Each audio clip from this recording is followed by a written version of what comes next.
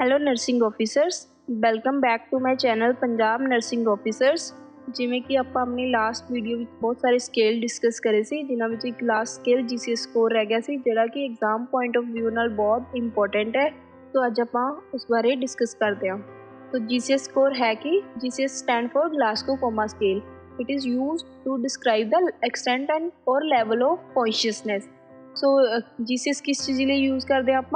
To assess the level of consciousness of patient. जो भी patient had injury का है या पेशेंट वेंटीलेटर पर है या जो न्यूरो वाले पेशेंट्स होंगे ने उन्हां च आपां GCS स्कोर देखते हैं। सो GCS नूं आपां डिनोट किवें करते हैं? EVM। E stand for eye opening, V stand for verbal response and M stand for motor response. So आप तीन चीज़ा देखते हैं, eye opening, verbal response and motor response. So GCS विच टोटल 15 स्कोर्स होंगे ने। मिनीमम स्कोर इस दा 3 होंदा है ते मैक्सीमम स्कोर 15। तुसीं सारे ने याद रखना, मिनीमम स्कोर 3 होंदा है ते मैक्सीमम 15। अगर तुहाडे कोल कोई पेशेंट है, मान लो कोई डैड पेशेंट भी है, तो उसका GCS 3 होएगा। ठीक है, एक क्वेश्चन एग्जाम में बहुत बार पूछा गया है, अगर कोई डेड बॉडी पई है तो उसका GCS स्कोर कितना होएगा? उसका GCS स्कोर 3 होएगा, 0 नहीं होएगा। हुण चलते हैं आपां इन्हां पॉइंट्स की तरफ। आई ओपनिंग रिस्पॉन्स, इस 4 पॉइंट्स होंदे ने। 4 स्कोर होंदा इसदा। आपां 4 स्कोर किस पेशेंट नूं दिंदे आ? स्पॉन्टेनियस आई ओपनिंग, जो स्पॉन्टेनियस आई ओपनिंग है पेशेंट दी। 3 स्कोर दिंदे आपां आई ओपनिंग टू स्पीच और टू स्टिमुलाई कमांड। तो जो भी आप पेशेंट बुलाते हैं, मान लो पेशेंट कॉन्शियस है या आप पेशेंट बुला रहे हैं तो उसके नाम नाल बुला रहे हैं, तो पेशेंट उदों अपनी आईज ओपन कर रहा है। नैक्सट आप 2 स्कोर देंगे हैं कि आई ओपनिंग टू पेन ओनली। ठीक है, आप कोई पेनफुल स्टिमुलाई देंगे हैं तो उस टाइम पर आई ओपनिंग कर रहा है पेशेंट। तो आप 1 स्कोर देंगे हैं कि नो रिस्पॉन्स, पेशेंट जिमें लेटिया होया है उमें ही आईज क्लोज ने, मतलब no movement of eye. Next आ गया साडा verbal response. Verbal response 5 points होंगे ने। तो फर्स्ट पॉइंट है कि 5 स्कोर आप किस पेशेंट को देंगे हैं? जिहड़ा कि oriented to time place and person, patient fully conscious है।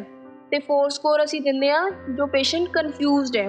पेशेंट कन्फ्यूज्ड है but able to answer the question. जिवें आप उन्होंने कोई क्वेश्चन पूछ रहे हैं तो थोड़ी देर तक वह प्रॉपर आंसर कर रहा है, थोड़ा कन्फ्यूज्ड है बट आंसर कर रहा है क्वेश्चन का। आप 3 स्कोर देंगे हैं कि इनएप्रोप्रिएट वर्ड्स बोल रहे हैं। जिमें कि आप पेशेंट को पूछ रहे हैं कि तुसी खाना खाया, तो पेशेंट होर ही गल कर रहा है, मेरा नाम ये है, मतलब जो आप पूछ रहे हैं उसके कुछ अलग ही टॉपिक पर गल कर रहे हैं। नैक्सट आप 2 स्कोर देंगे हैं इनकॉम्प्रीहेंसिव साउंड। जिमें कि पेशेंट जिमें कि हमिंग होंदी है, पेशेंट बोलने की कोशिश कर रहा है but he is unable to speak. आप 1 स्कोर देंगे हैं no response to verbal stimuli, patient का कोई रिस्पॉन्स नहीं है। नैक्सट साडा है motor response. Motor response 6 score होंदा है। 6 स्कोर असी किस पेशेंट को देंगे हैं? 6 स्कोर असी उस पेशेंट को देंगे हैं जिहड़ा कि कमांड नूं पूरी तरह ओबे कर रहा है। आप उसनूं बोल रहे हैं अपना हाथ उठाओ, पूरा हाथ उठा के दिखा रहा है। आप उसनूं बोल रहे हैं अपनी लैग्स उठा के दिखाओ, और लैग ऊपर चक रहा है, मतलब वो सारी कमांड फॉलो कर रहा है। नैक्सट 5 मार्क्स असी किस पेशेंट को देंगे हैं कि मूवमेंट टू पेनफुल स्टिमुलाई। जिमें कि आप पेशेंट नूं सुपरा ऑर्बिटल एरिया ते प्रेशर देंगे हैं या फिर स्टर्नम ते प्रेशर देंगे हैं या फिर नील बैड ते प्रेशर देंगे हैं, तो उस पेनफुल स्टिमुलाई नूं रिस्पॉन्स कर रहा है पेशेंट, उस टाइम मूवमेंट कर रहा है। तो 4 स्कोर आप कदों देंगे हैं? Withdraw in response to pain. Patient अपने जिमें आप किसी जगह पर पेन कर रहे हैं, पेशेंट उस जगह पर अपनी आर्म्स फ्लैक्स करके लेके जा रहा है। तो नैक्सट है 3rd स्कोर असी किस नूं देंगे हैं? Abnormal flexion. एबनॉर्मल फ्लैक्शन होर की कहते हैं आप? डीकोटिकेट पोस्चरिंग।